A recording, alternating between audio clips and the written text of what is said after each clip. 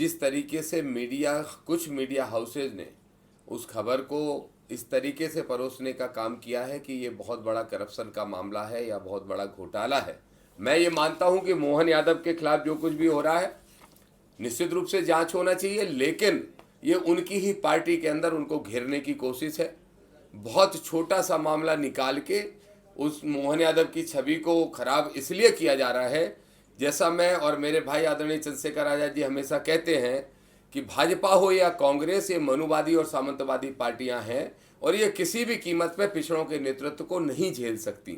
आपने देखा होगा कि वर्तमान में मुख्यमंत्री मोहन यादव जी जो हैं, उनके जमीन के घोटाले का मामला सामने आया है और मैं समझता हूं कि जिस तरीके से कुछ मीडिया हाउसेज ने उस खबर को इस तरीके से परोसने का काम किया है कि ये बहुत बड़ा करप्शन का मामला है या बहुत बड़ा घोटाला है या सत्ता का दुरुपयोग है, तो हमारा साफ स्टैंड इसमें कहना है, हमारी पार्टी का स्टैंड है कि हमारा मानना यह है कि 2008 से लेके आज तक जितनी भी सरकारें मध्य प्रदेश के अंदर बनी है, जो भी मुख्यमंत्री बने हैं, जो भी कैबिनेट मंत्री बने हैं, उन सब ने बेहद करप्शन किया है, बहुत भ्रष्टाचार किया है और मध्य प्रदेश की जनता का खून चूस के उनका तिजोरियों का जो सरकारी संपत्ति होती थी उन पर कब्जा करने से लेके भ्रष्टाचार का पैसा सरकारी तिजोरियों में अपने से निकाल के अपनी तिजोरियों में जमा करने का काम किया है। मोहन यादव बहुत छोटे प्लेयर हैं, जो 170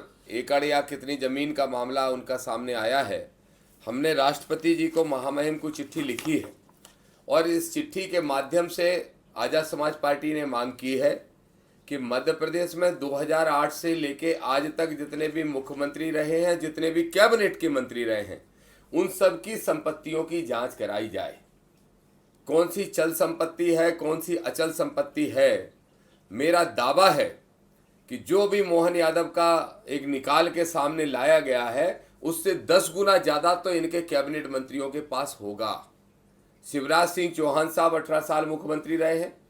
कई मंत्री ऐसे हैं, नरोत्तम मिश्रा जैसे कैबिनेट मिनिस्टर, जिनको इस मध्य प्रदेश का सबसे धनाढ्य व्यक्ति माना जाता है या बन गए हैं वो सत्ता में रहते।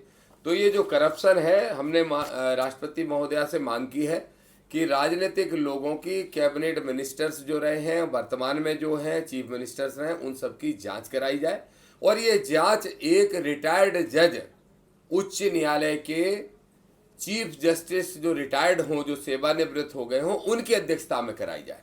और इसलिए उनकी अध्यक्षता में कराई जाए ताकि जांच को सत्ता के दम पे प्रभावित ना किया जा सके। साथ ही इतना ही नहीं, जो भी ट्रस्ट है, धीरेन्द्र शास्त्री के, प्रदीप मिश्रा के, आनंदपुर ट्रस्ट अशोकनगर का, इन सारे ट्रस्टों की भी जांच उसी कमेटी से कराई जाए।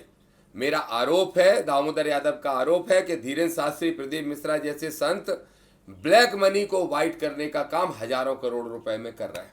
हजारों करोड़ रुपयों का ब्लैक को वाइट करने का काम कर रहे हैं।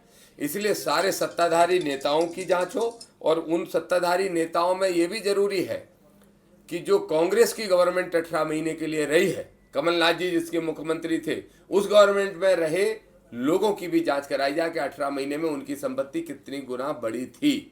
मैं ये मानता हूं कि मोहन यादव के खिलाफ जो कुछ भी हो रहा है निश्चित रूप से जांच होना चाहिए, लेकिन ये उनकी ही पार्टी के अंदर उनको घेरने की कोशिश है।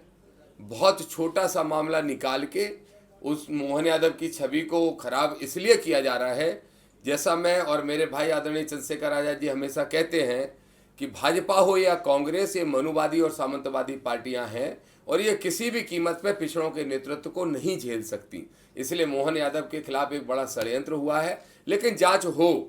लेकिन ये भी जरूरी है कि मोहन यादव के साथ साथ जांच उन 25 नेताओं की भी हो जो 18 साल से मध्य प्रदेश की सत्ता में काबिज हैं। और इन ट्रस्टों की, मैं फिर कह रहा हूं, धीरेन्द्र शास्त्री, प्रदीप मिश्रा और आनंदपुर ट्रस्ट अशोकनगर की जांच बेहद आवश्यक है। ये मोहन यादव की सरकार कराए, अन्यथा ये महामहिम राष्ट्रपति जी कमेटी बना के करवाएं, अन्यथा फिर इसके खिलाफ हम लोगों ने आंदोलन करने का भी एक डिजाइन प्लान किया है, जिसकी हम कॉपी आपको देने वाले। इसके साथ साथ एक और मांग हमने की है, आज मुख्यमंत्री जी को चिट्ठी लिखी है। दतिया में उपचुनाव संभावित है। मैं आजाद समाज पार्टी का घोषित प्रत्याशी हूं और हमारी तैयारी चल रही है, लेकिन भारतीय जनता पार्टी से संभावित प्रत्याशी पूर्व गृह मंत्री नरोत्तम मिश्रा हैं। Narottam Mishra as a candidate वहां पे अभी घूम रहे हैं और चूंकि किसी पद पे नहीं है, संवैधानिक पद पे, उसके बाद भी सरकारी पट्टे बांटने का काम कर रहे हैं, सरकारी योजनाओं का उद्घाटन कर रहे हैं, बड़ी बड़ी बिल्डिंगों के निर्माण का शिलान्यास कर रहे हैं। ये सारे की सारा सत्ता का दुरुपयोग है। मैं मुख्यमंत्री से कहना चाहता हूं, चेतावनीपूर्ण तरीके से तत्काल प्रभाव से दतिया कलेक्टर से बात करें और ये जो गुंडागिर्दी कर रहे हैं, ये दुरुपयोग कर रहे हैं सत्ता का, इसको बंद कराएं। और अगर ये बंद नहीं हुआ, अब आगे से नरोत्तम मिश्रा ने एक भी सरकारी कार्यक्रम का उद्घाटन किया तो हमारे सैकड़ों नहीं हजारों कार्यकर्ता काले झंडे दिखाएंगे और उस कार्यक्रम को बिगाड़ने का काम करेंगे। प्यार से समझा चुका हूं, इनको समझ में नहीं आ रहा है। वहां पे पूरी स्थिति उपचुनाव की बन चुकी है, उपचुनाव होने वाला है और पूरा मुझे विश्वास है कि आजाद समाज पार्टी वहां पे जीतेगी, जनता का आशीर्वाद मिलेगा। लेकिन सत्ता का ये दुरुपयोग हर हाल में बंद हो, ये हमारी मुख्यमंत्री मोहन यादव से मांग है।